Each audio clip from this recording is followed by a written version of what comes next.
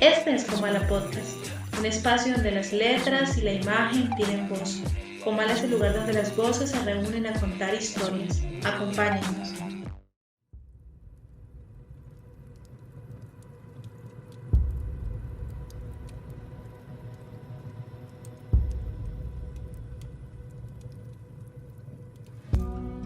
Todos golpeaban a la puerta y se llevaban algo mío. Eran gente desconocida que yo conocía muchísimo. Eran amigos enemigos que esperaban desconocerme. ¿Qué podía hacer sin herirlos? Abrí cajones, llené platos, destapé versos y botellas. Ellos masticaban con furia en un comedor descubierto. Registraban con gran cuidado los rincones buscando cosas. Yo los encontré durmiendo varios meses entre mis libros. Mandaban a la cocinera, caminaban en mis asuntos.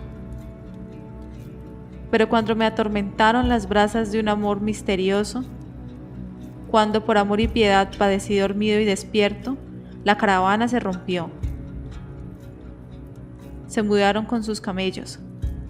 Se juntaron a maldecirme.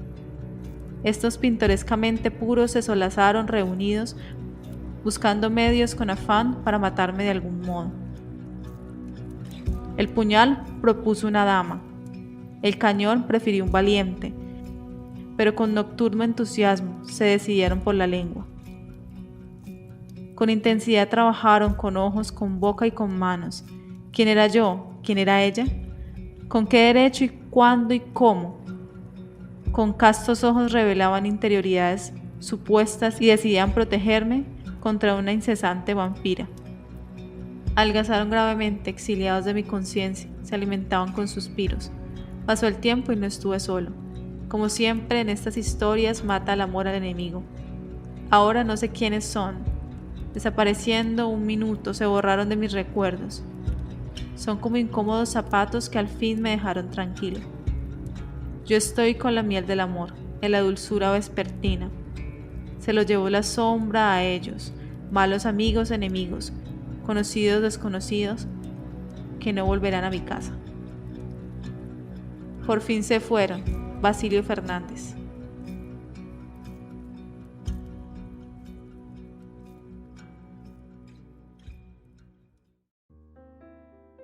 Hola y bienvenidos a el capítulo número 47 aquí en Comala Podcast. Mi nombre es Jorge Sánchez y estoy como siempre con mi amiga Carol Díaz. Hola Carol, ¿cómo estás? Hola Jorge, me encuentro muy bien, feliz ya de empezar este nuevo capítulo y más porque es un tema bastante peliagudo el que vamos a tocar, pero se vienen obras magníficas, entonces espero que les guste y también las vean. Le aprovecho para decir que esas obras también están en la fanpage de Facebook si desean consultar, verlas, leerlas, los textos, entonces ahí estarán para ustedes. Sí, como dijiste, son obras muy interesantes y además porque el tema, lo digo de una, vamos a tratar el tema de los enemigos, fue elegido por nuestros escuchas. Cada mes hacemos como una dinámica a través de las redes sociales, más que todo en Instagram, donde las personas pueden elegir el tema del último capítulo del mes. Y en esta ocasión, pues fue así que vamos a estar tratando 4 obras, como dijo Carol, muy interesantes.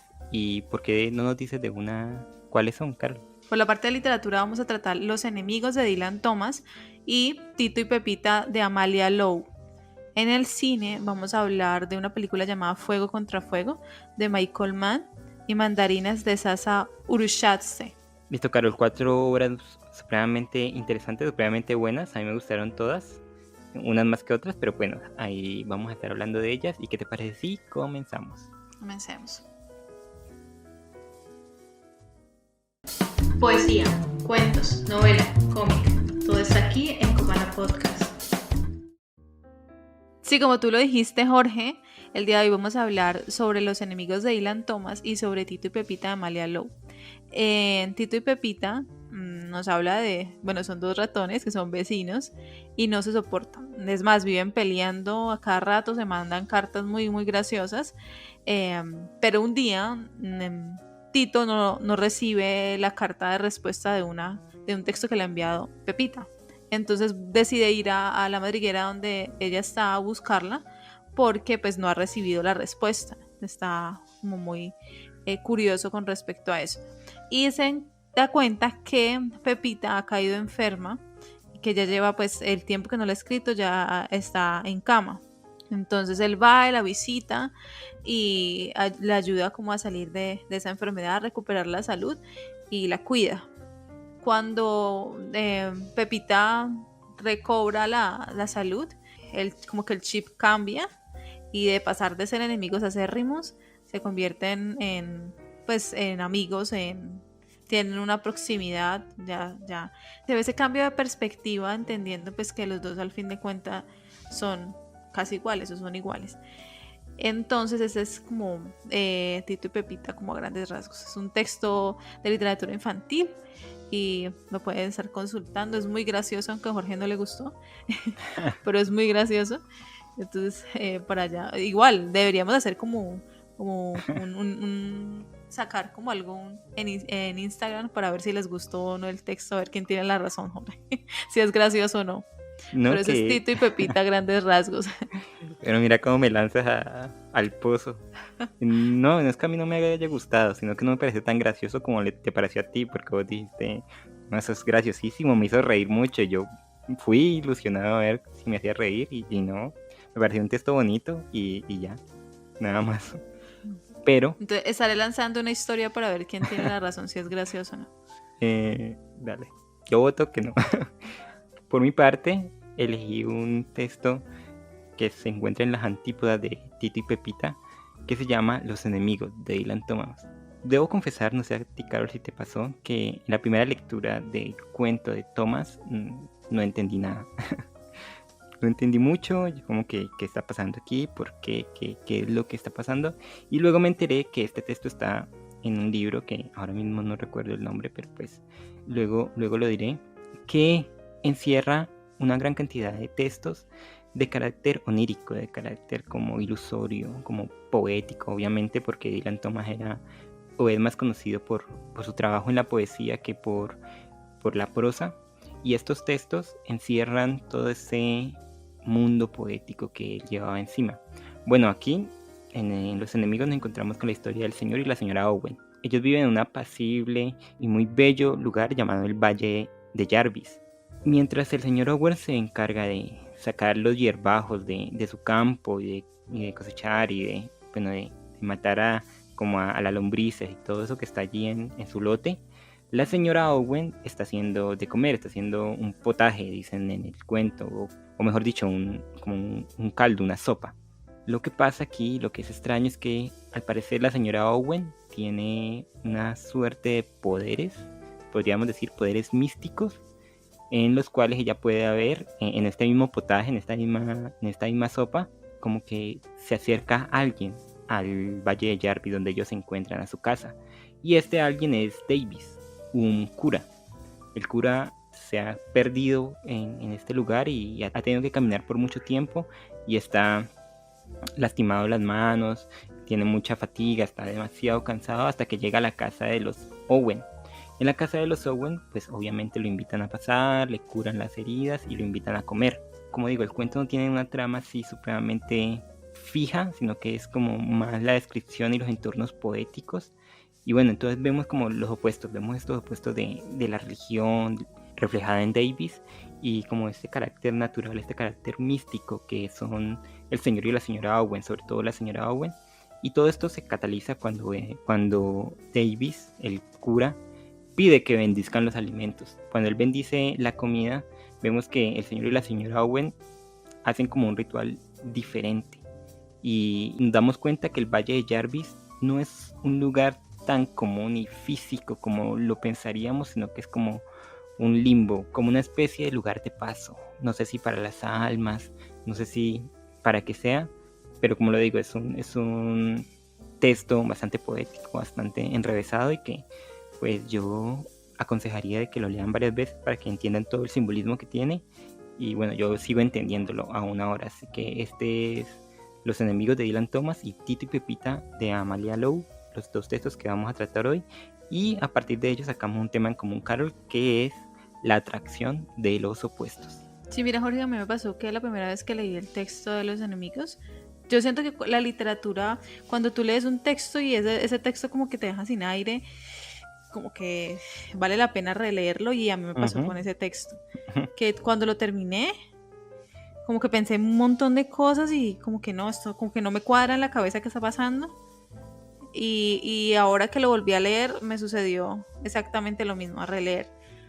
Es un texto que vale muchísimo la pena sentarse a analizar. Yo estuve por ahí buscando, porque casi no se encuentran como análisis en No, español, entonces estuve realmente por no. ahí revisando algunos trabajos en relación a, a este texto en inglés, y realmente es un texto muy profundo que hay que examinar con lupa.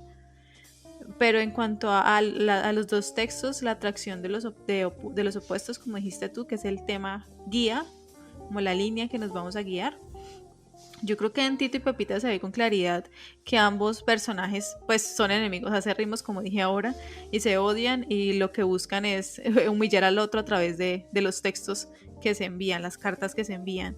Solo cuando ellos se conocen, entienden quiénes son, entienden que se pueden llevar bien, entienden que en realidad incluso se parecen, son de la misma especie, y es eso, darse la tarea de conocer y descubrir quién es el otro. Y acá en Los enemigos de Dilas Thomas sucede algo parecido, porque solo cuando el padre conoce o entra a la casa de ambos, de esa pareja, entiende que ese lugar no es el lugar donde él debería estar, más bien que se encontró con algo que no esperaba encontrarse. Por eso él se sienta a rezar mientras ellos lo observan, siente como una mirada que sobre él, algo pesado. Y mira que yo todo el tiempo estuve pensando que este texto, desde que lo empecé a leer, había como algo ahí que no lograba entender, como algo en el ambiente, el hecho de que ellos estuvieran alejados de todos, el hecho de que el padre se perdiera, porque el padre se perdió y los encontró, y todo digamos, estos detalles, ese entorno, da la impresión de ser un lugar como salvaje, como lujurioso incluso, como algo como de vitalidad, como un lenguaje sexual ahí, algo como, no sé, como algo que está ahí, pero que uno no puede entender muy bien, es algo que uno intuye, ¿no? Y este padre llega a ese entorno primitivo, se aleja de todo y encuentra este lugar donde se encuentra incubando ese algo que no sé cómo llamarlo. Estuve, como dije, investigando, y los nombres de los dos personajes son anagramas. El hombre se llama Envidia y la mujer es Lujuria. Y es gracioso ver ese choque de esas dos religiones, del cristianismo contra esa, o enfrente a esa religión, que pues que no se dice muy bien cuál es. Entonces ese texto es como dije, un texto que hay que revisar con lupa. Esos enemigos que están ahí, ¿por qué razón serán enemigos? Porque el padre siente como esa presión sobre él. ¿A ti qué te parece, Jorge? Pues mira, antes de decirte mi parecer, quiero aclarar que el cuento Los enemigos se encuentra en el libro El visitante y otras historias. Este es un libro de la editorial Bruguera, así que si algún día lo ven por ahí, cómprenlo. Ya no se encuentra de primera, pero de segunda hay muy buenas ediciones, así que ese es el texto. Pero quiero citar algo antes de contestarte, Carol. Voy a citar a Tito y Pepita. En la mañana, Pepita encontró el poema frente a su puerta. Qué furia sintió cuando lo leyó. Corrió a contestarle a Tito y así empezó la guerra. Tito el bobito, tu nariz parece un banano, tu boca es como un grano. Para todos sería más sano que te caiga encima un piano, Pepita. Ridícula Pepita, cuando comes guayaba se te escurre la baba, mientras sale de tu nariz una gorda lombriz.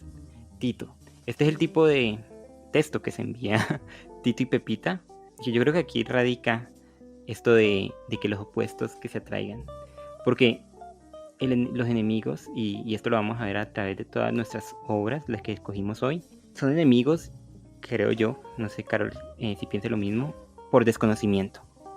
El desconocimiento de esa otra persona, de ese otro ser que está allá, que está al frente, y que es más fácil odiar que querer. Y ahorita estábamos detrás del micrófono yo estaba diciendo que Tito y Pepita se amaban, que querían tener algo entre ellos, pero que y siempre resulta más sencillo odiar al otro y tratarlo mal y bueno, y poner en él todo lo malo, que formar una relación y sentarse a hablar y no sé, confesarse este tipo de sentimientos buenos. Entonces, para mí es el desconocimiento del otro, el desconocimiento y el no querer conocerlo, o el no tener las ganas de hacerlo.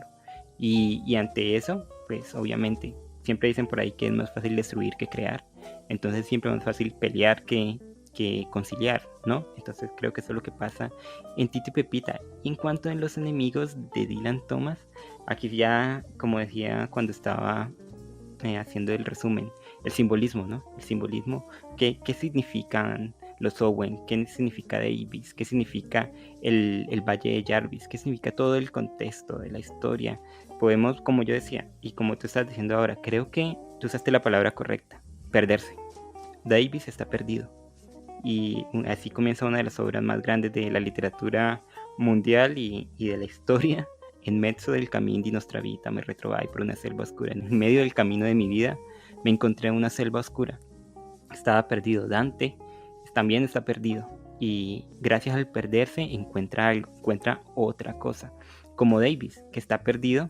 Y él se encuentra, es que, y yo no sé, Carol, qué piensa aquí, pero yo creo que este lugar donde pasa Davis es como un limbo. Y el señor y la señora Owen son como los guardianes de este lugar. Los guardianes que se manifiestan no en las imágenes típicas religiosas que todos tenemos en la cabeza, como un santo, una virgen, un ángel, no, sino como la naturaleza. Para mí ellos dos, señor y señora Owen, representan la naturaleza y todo eso que tú dijiste, todo lo que supone la naturaleza, esta sensualidad, esta atracción, pero también este peligro, esto desconocido, y vos sabes que lo desconocido siempre nos atemoriza, y por eso el señor Owen al final se siente tan, no sé, podríamos decir tan lleno de miedo, porque mira, la última parte dice, los miraba, refiriéndose a Davis, y rezaba como un viejo dios acosado por sus enemigos. Claro, él, ante el encuentro con estas figuras que son casi míticas, como si fueran duendes, ninfas, o etcétera, etcétera, se agarra de su religión, que es lo único que tiene ahora, y por eso él es padre, no va a tener otra cosa, y trata de luchar contra eso cuando ve que eso no sirve para absolutamente nada. Él ya está ahí, se encuentra en ese paraje y está perdido. Lo han conquistado los enemigos. Y aquí, en la atracción de los opuestos, yo lo veo más a través del autor, que dijo, bueno, está esta parte del mundo que es natural, que se encuentra en nosotros y en todo lo que nos rodea, pero también está esta otra, creada por el ser humano, que es la religión, como para entender más el contexto donde se encuentra. ¿Qué pasa si esas dos se chocan? ¿Qué pasa si esos dos opuestos se unen? ¿En qué contexto y de qué manera se unirían? Y yo creo que de aquí salió los enemigos, que de una u otra manera siempre hemos visto como que el ser humano y todo esto siempre es como, entre comillas y muy grandes, enemigo de lo otro, de lo desconocido, de lo natural, de lo que no se puede explicar razonalmente. No sé si tú qué crees. Cuando tú hacías el análisis de ambos textos y hablabas sobre, pues precisamente sobre la Divina Comedia, aquí como que se me prendió el foco y pensé que en el texto de Dylan Thomas da la impresión de que el padre está caminando, se ha perdido, pero va bajando. No sé por qué a mí me da la impresión de que él estaba como arriba y está como descendiendo. Sí. Ahí se muestra, pues, o sea, eso dice mucho del estar abajo, al estar arriba, cómo nosotros situamos el infierno que está pues abajo de nosotros, se supone, cómo se sitúa el cielo que está sobre nosotros. Entonces, como todo esto también es como que hay que revisar. Y en Tito y Pepita, en cambio, ellos son enemigos, pero en medio de la casa de ellos hay un puente. Y Tito, cuando no recibe la carta de Pepita, cruza ese puente. Cuando él cruza ese puente, se entera que ella está enferma y le brinda la ayuda. Pero en cambio en el padre, cuando él cruza esa frontera, cuando él desciende y se encuentra con el otro, ahí se da cuenta pues que cuando los conoce o cree conocerlos un poco más, se atemoriza porque en realidad no sabe totalmente quiénes son. En Tito y Pepita él reconoce a la otra como parecida a él mismo. En cambio en el texto de Dylan hay como en vez de un puente hay como no sé, como un abismo, como que no se reconoce en el otro, siente que de pronto está desnudo. Es como, me recordó un poco, yo cuando lo leí la primera vez pensé en Adán y Eva, ¿sabes? Estos dos personajes que están en el pecado, que viven en el pecado, que están como alejados, que fueron desterrados de el paraíso, y pensé, digamos, un poco en esa alegoría de pues el Dios que busca, que ayuda, en el caso del padre pues que se pierde, pero como que de cierta manera no se espera encontrarse con lo que se encuentra. Mira que uniendo a lo que tú dices, voy a citar ya la última parte del cuento de los enemigos de Dylan Thomas. Dice: tiene miedo de la oscuridad, pensó la señora Owen, de la maravillosa oscuridad. El señor Owen pensó sonriente: tiene miedo del gusano de la tierra, de la copulación del árbol, del cebo viviente de las entrañas del mundo. Contemplaron al viejo y pareció más que nunca un fantasma. La ventana le dibujaba en torno a la cabeza un círculo difuso de luz. Sí, como tú decías, es como esta alegoría de lo profano y de lo santo, ¿no? Pero yo creo que aquí Dylan Thomas invierte los papeles. Como que lo sagrado es lo natural, la tierra, los gusanos, la gente, el bosque, la gente que vive en él, esta pareja que crea esta comunión con lo natural. Y lo profano es Davis, que es un padre que quiere imponer sus saberes, porque, y eso es muy interesante, cuando Davis llega a la casa y le ofrecen la comida y él dice: bendizcamos la comida, ¿no? Y los otros dicen: bueno. Él comienza a bendecirla a su manera, no sé si católica o bueno, cristiana en definitiva. En cambio los otros, bueno, y sin pedirle siquiera permiso a ellos, sin tener como el tacto de pensar que ellos o no profesan esa religión o bueno, ese tipo de cuestiones, y son el señor y la señora Owen los que empiezan como a mover su boca, pero no a decir las oraciones que está diciendo Davis. Así que se ve como esta contraposición entre como que la imposición que se quiere hacer de parte de este civilizado, de parte de esta persona que está allá lejos, que ha llegado aquí a invadir, y lo terrenal, lo de la tierra, lo que supone que realmente es sagrado, que bueno, que son los árboles, que son la naturaleza, que es los saberes que tienen estas personas. Mira que nosotros estábamos tratando, Jorge, en eso de pues el tema como guía, el cual es la atracción de los opuestos, y pensé justamente en Borges, en el texto El enemigo. Aquí voy a citar un poco porque me pareció curioso ver cómo ese mismo enemigo es el mismo. La mano derecha estaba en el bolsillo del saco. Algo me señalaba y yo sentí que era un revólver. Me dijo entonces con voz firme: para entrar en su casa he recurrido a la compasión. Le tengo ahora a mi merced y no soy misericordioso. Ensayé unas palabras. No soy un hombre fuerte y solo las palabras podían salvarme. Atiné a decir: en verdad que hace tiempo maltraté a un niño, pero usted ya no es aquel niño ni yo aquel insensato. Además, la venganza no es menos vanidosa y ridícula que el perdón. Precisamente porque ya no soy aquel niño, me replicó, tengo que matarlo. No se trata de una venganza, sino de un acto de justicia. Sus argumentos, Borges, son meras estratagemas de su terror para que no lo mate. Usted ya no puede hacer nada. Puedo hacer una cosa, le contesté. ¿Cuál?, me preguntó. Despertarme. Y así lo hice.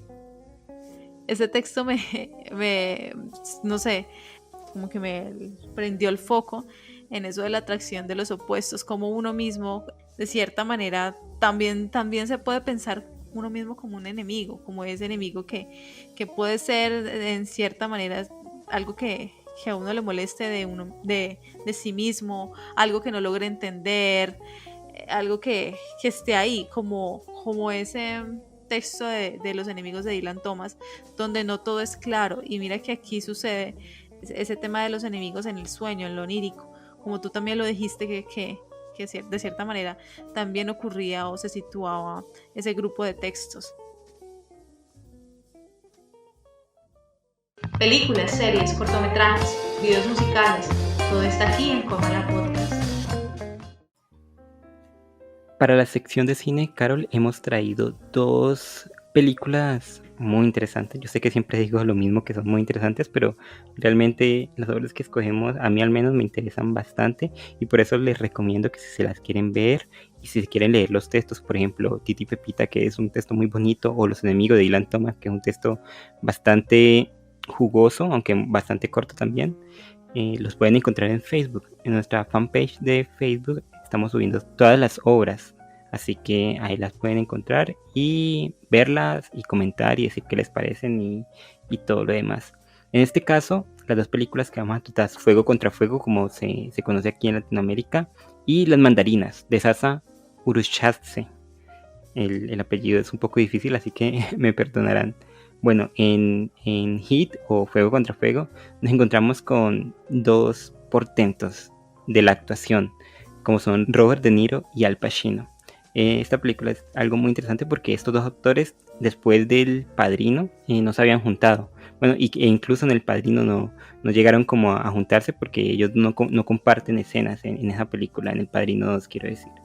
Entonces, como que se estaba esperando que estos dos actores que en su momento eran los mejores del mundo, en ese momento de la película, en 1995, se volvieran a juntar de alguna u otra manera, y Michael Mann lo logró con Fuego contra Fuego, donde Robert De Niro interpreta a un ladrón que es experto, meticuloso, que tiene como filosofía de vida no pegarse a nada. Una frase que él dice es como, no te pegues a nada que no puedas abandonar en 30 segundos si la policía está cerca.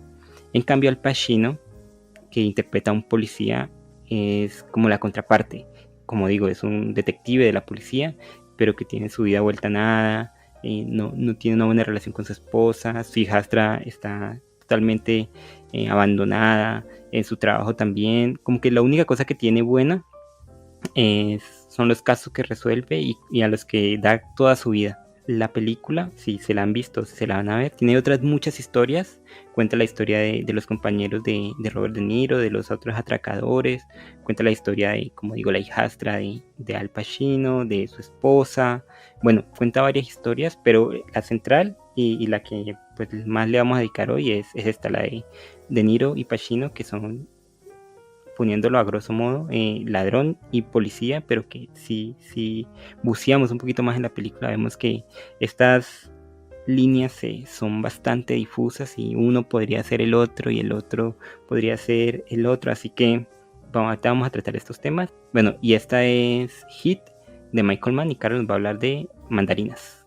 Listo, Mandarinas es una película que estuvo compitiendo contra Ida, la película que ganó el Oscar, y básicamente nos situamos en 1990, donde está estallando una guerra en una provincia georgiana, ya que esta busca la independencia, y nos enfocamos en Ivo, un hombre que es de origen estonio, que decide quedarse a pesar de que todas las personas se han ido, incluso su nieta, sus familiares, y se queda dentro del mismo lugar con su vecino Margus, el cual tiene una cosecha muy grande de mandarinas y está buscando venderla a algunas tropas para ganar algo de dinero, y él decide o quiere quedarse ahí por esa razón. Mientras pues ambos conviven en una tensa calma porque el contexto es un poco difícil.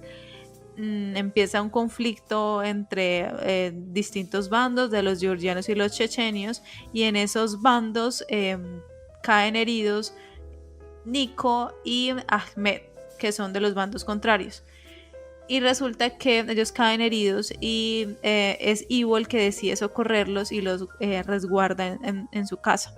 A medida que la película va avanzando, se ve como estos enemigos pues obviamente se odian y se culpan de su desgracia uno al otro, pero cuando las cosas van cambiando un poquito, cuando se dan a la tarea de conocerse mejor, pues en realidad saben que son simplemente seres humanos que por esas circunstancias se han obligado a odiarse.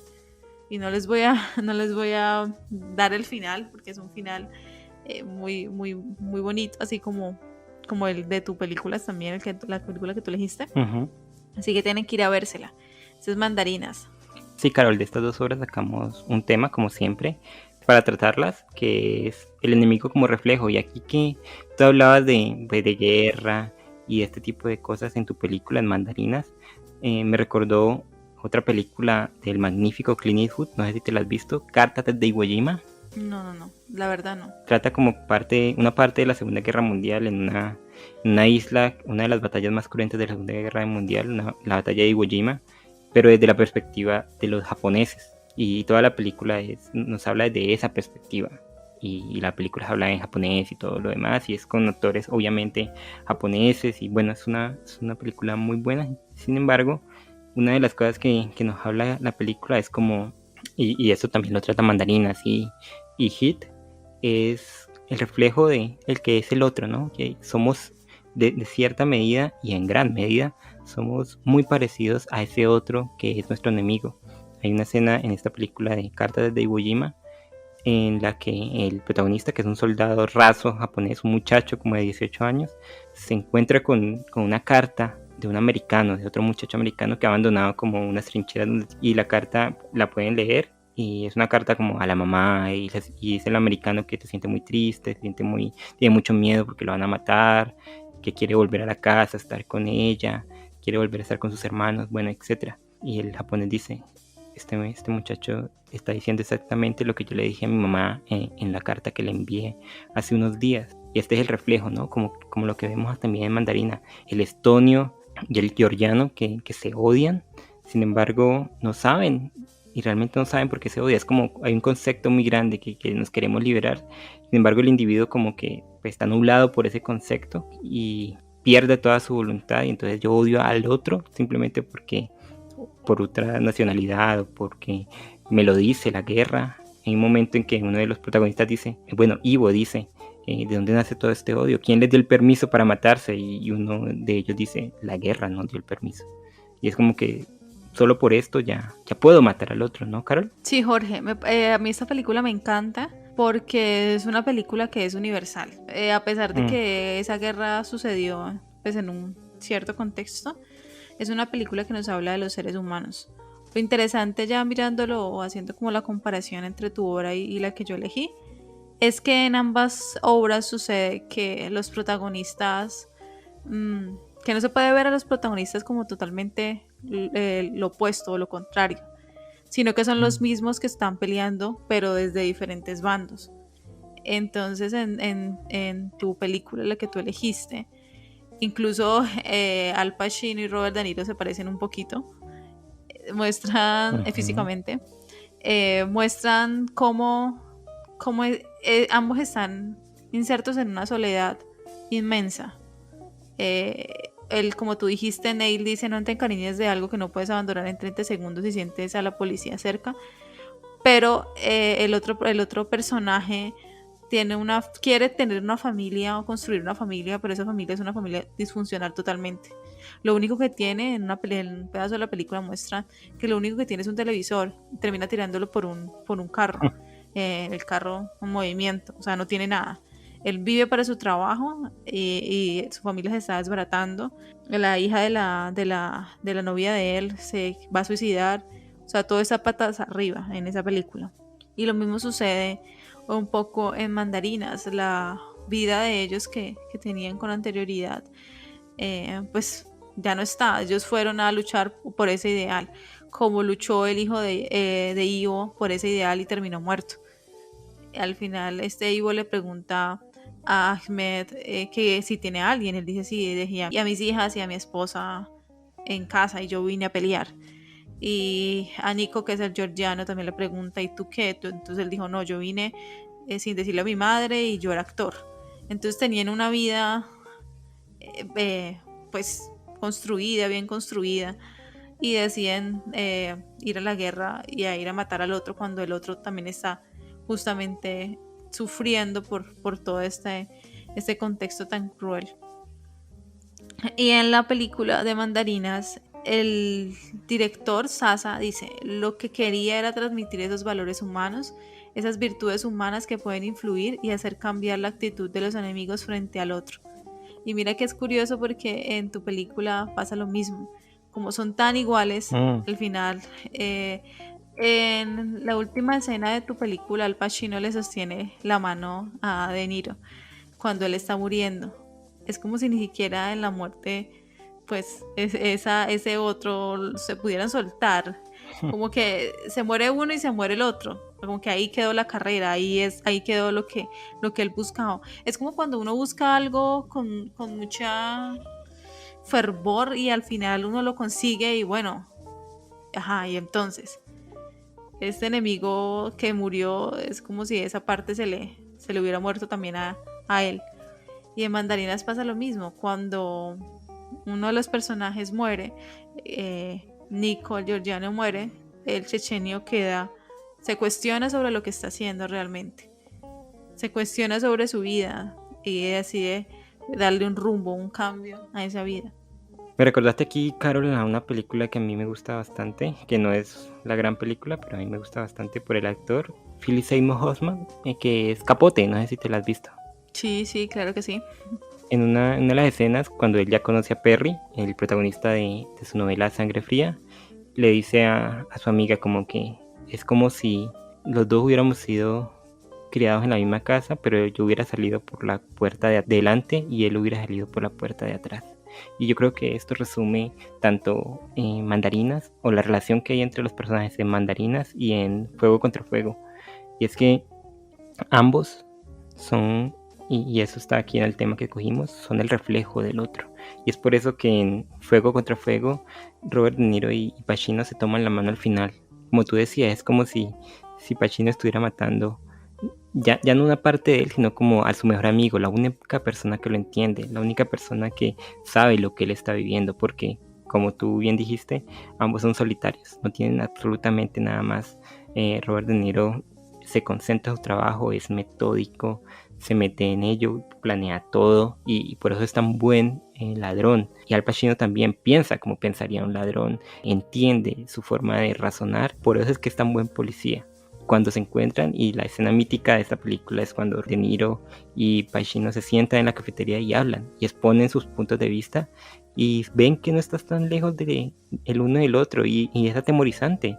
En este momento yo sentí como que me enchinó la piel un poquito porque vi que detrás de esa gran diferencia que puede suponer ser un ladrón y ser un policía, no existe nada más que un paso. Como siempre dicen que del amor al odio hay un paso, exactamente así, como que muy bien De Niro podría dejar sus cosas y Pacino sus cosas y ser los mejores amigos y comprenderse y evitar toda esa soledad en que mantienen. Por eso es que al final se dan la mano y Pacino acompaña a la muerte a De Niro porque son las caras de una misma moneda.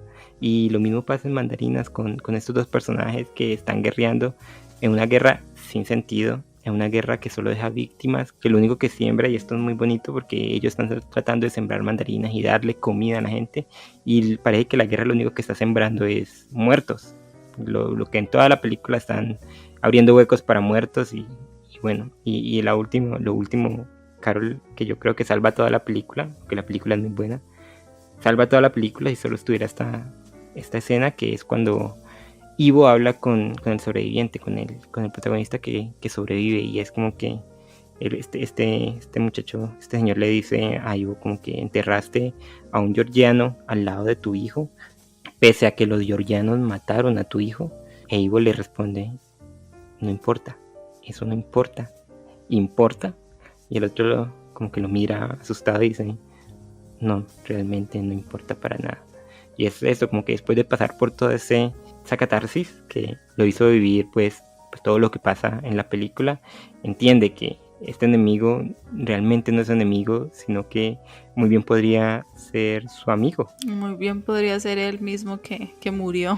Claro, sí, el que está enterrado ahí podría ser él. Sí, esa película es una obra maravillosa, es bellísima y realmente vale la pena sentarse y verla. Sí, igual que Hit, a mí esa película me parece, desde lo visual es una obra bellísima, desde la acción, aquel que quiera ver una buena película de acción, le recomiendo Fuego contra Fuego, pero también desde el guión y desde ese punto de vista del ser humano, el ser humano solitario, el ser humano que no se siente conforme en su mundo, del ser humano que se siente lejano a las personas y que encuentra en otro, y en el otro menos pensado, el reflejo de su ser.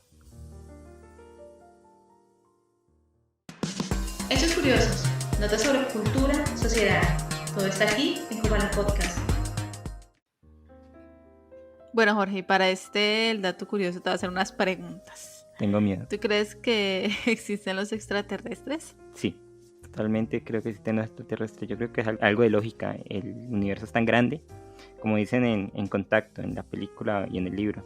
Si no hay extraterrestres, si no hay gente o seres en otros planetas, qué desperdicio de espacio. Entonces sí creo que hay vida extraterrestre.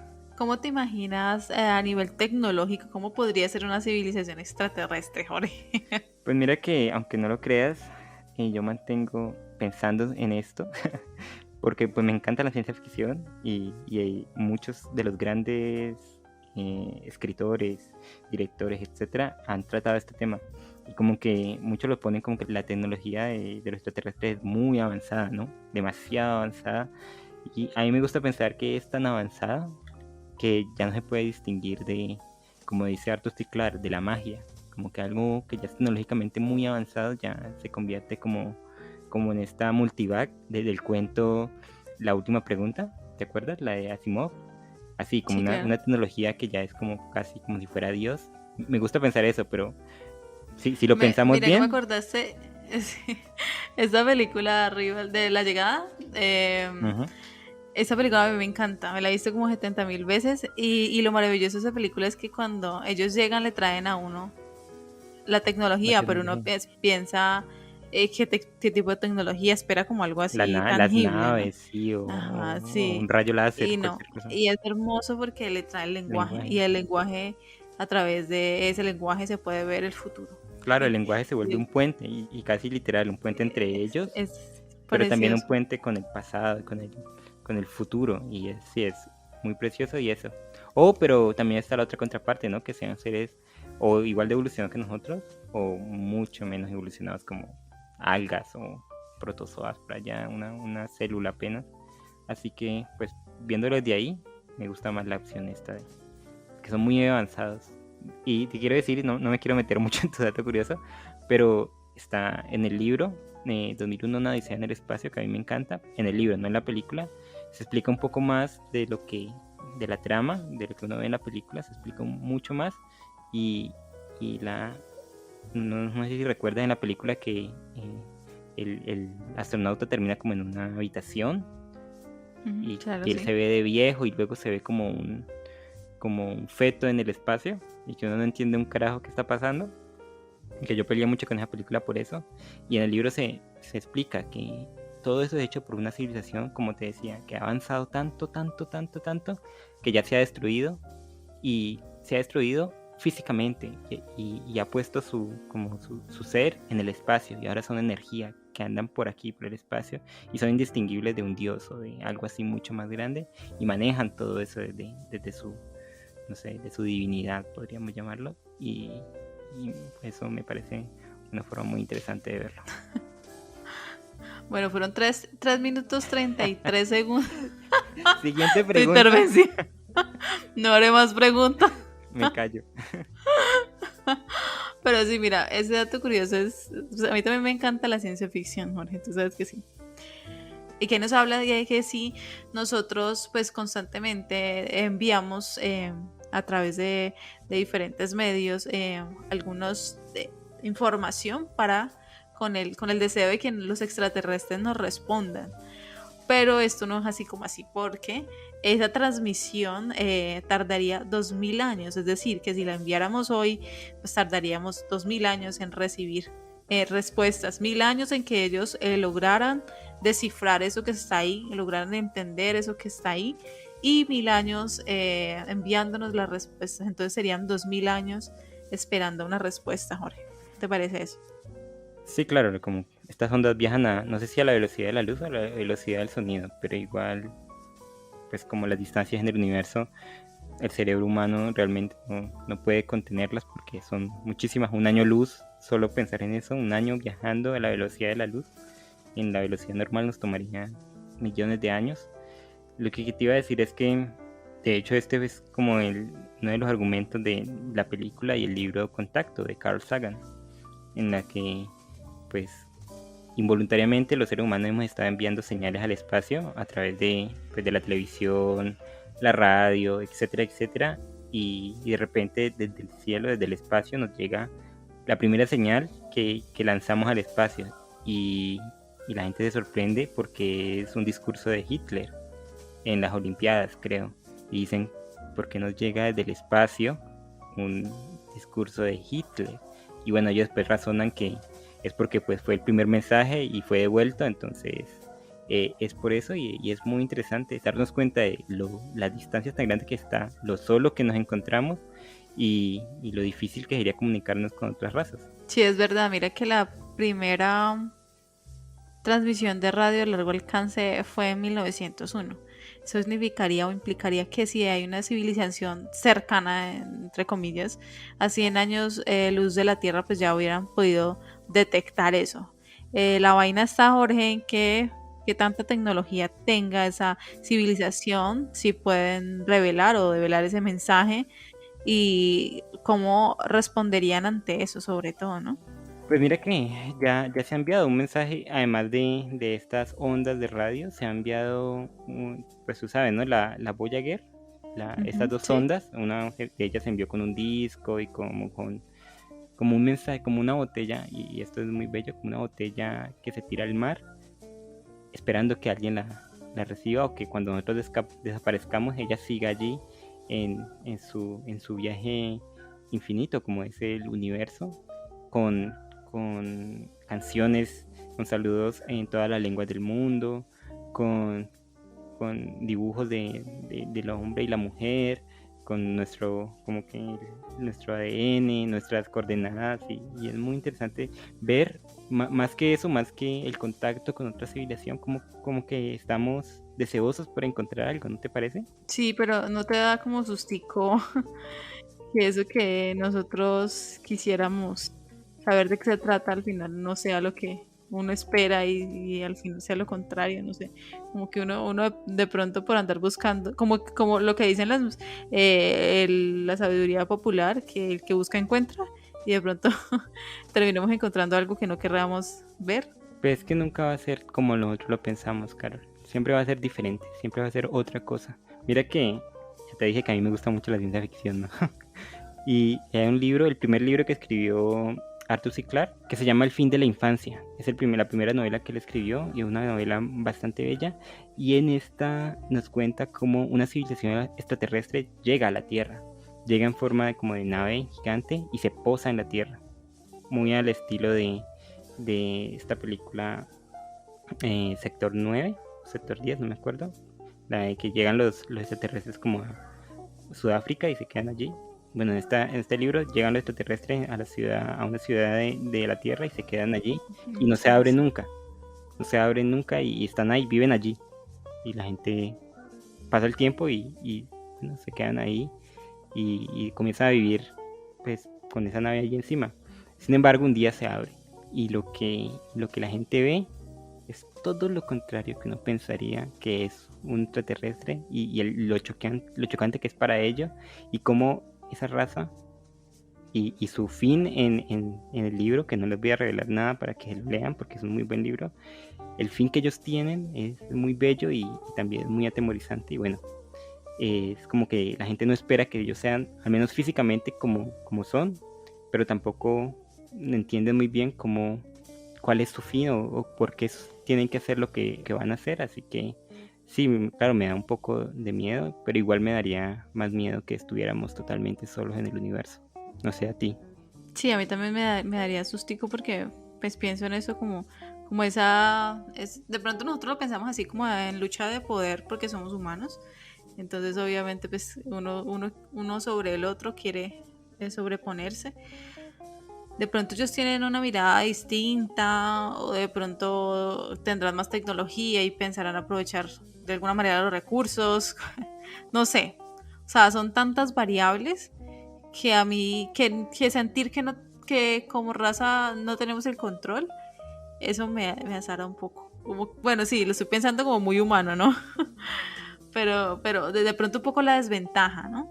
Me asusta eso de la desventaja, no saber qué esperar ni cómo ellos van a actuar sobre nosotros. Entonces eso me da como sustico, pero aún así, pues, Jorge, ¿quién no quisiera ver eso? ¿Quién no quisiera poder saber que existe vida en otro planeta y que la estamos mirando y que no somos los únicos? Porque pues esto es inmenso, o sea, nosotros somos nada. Y saber que por allá hay formas de vida diferentes a nosotros, pues sería pues muy, muy interesante, la verdad. Que me gusta, pero me asusta. Por ahí. Mira que muy unido a eso, tú sabes que desde, no sé, desde el 2005 creo, o antes, la ONU, la Organización de Naciones Unidas, tiene un protocolo en caso de que lleguen los extraterrestres y hay como un ministro adjunto a eso, ¿no? Que sería el encargado de como que recibir a los alienígenas, y de esto se basa un documental que yo recomiendo, aunque no es para todo el mundo porque es un documental lento, un documental como meditativo, pero muy bello, que se llama La Visita, del director Michael Madsen. En este documental él nos pone como en la situación de que qué pasaría si... Pero qué pasaría en los gobiernos y en nuestra percepción de la realidad si llegaran de repente los extraterrestres, si llegara una nave extraterrestre y nos diéramos cuenta de que existe otra civilización o más civilizaciones en el universo. Y para ello entrevista religiosos, entrevista gente de la ONU, entrevista mandatarios de países, y es un documental como muy apegado a la realidad, qué pasaría realmente, y él muestra todos los protocolos y todas las cosas que harían los gobiernos en este tipo de situaciones, y bueno, se debate si la gente dejaría de pensar en Dios, porque Dios es como una cosa muy humana y que lo hemos inventado nosotros, o bueno, y si hay cabida de un Dios en este nuevo universo poblado de otras criaturas. Bueno, La Visita de Michael Madsen es un documental que es muy interesante para este tipo de preguntas que tú pones en la mesa y que son, yo creo que una de las que más queríamos que se resolvieran, ¿no? Yo, por ejemplo, no sé si en mi vida, pues en los años que voy a vivir, pocos o muchos, lo resuelva. Pero creo que en algún momento vamos a saber si sí o si no. De pronto nos están dando un poquito de pinceladas a ver que al final de decirnos, bueno, si existen los extraterrestres. Mira que el tema de los extraterrestres, Caro, lo vamos a tratar en un programa no tan lejano. Así que, ¿qué te parece si dejamos hasta aquí y todas esas cosas que tenemos en la cabeza, que ya vi que son muchas, las hablamos ahí? Sí, me parece. Espero entonces, si nos están escuchando desde donde nos estén escuchando, por favor, no nos hagan daño. Bienvenidos a la Muchas Tierra. gracias. La dirección de Carol es... Bueno, ¿y qué te parece si dejamos aquí este capítulo donde estuvimos hablando sobre los enemigos? Los invito entonces a ser pues parte de nuestra comunidad, darle clic a suscribirse. Estamos en YouTube, estamos en Twitter, en TikTok, en Facebook, en la fanpage de Facebook. Los días jueves estamos haciendo la dinámica después de Comala, donde vamos a estar respondiendo las preguntas que ustedes nos envían en el transcurso de la semana, y también charlando un poquito sobre este tema. Y estamos también, tenemos una dinámica, cual esperemos que ustedes participen, donde nosotros en Instagram solamente es darle como al botón de contacto, van a encontrar un número, nos van a escribir en ese número al WhatsApp y nos van a enviar una nota de voz de un minutico un poquito más, contándonos, hablando sobre su texto preferido, leyendo un fragmento de un poema, contando, recomendando alguna película, lo que ustedes quieran y gusten, y esa información será adjuntada aquí al podcast. ¿Algo más que se me queda, Jorge? No, nada, nos vemos el jueves que viene para hablar un poco más del tema de los enemigos, que nos quedaron muchas cosas en el tintero, y hasta la próxima. Hasta la próxima.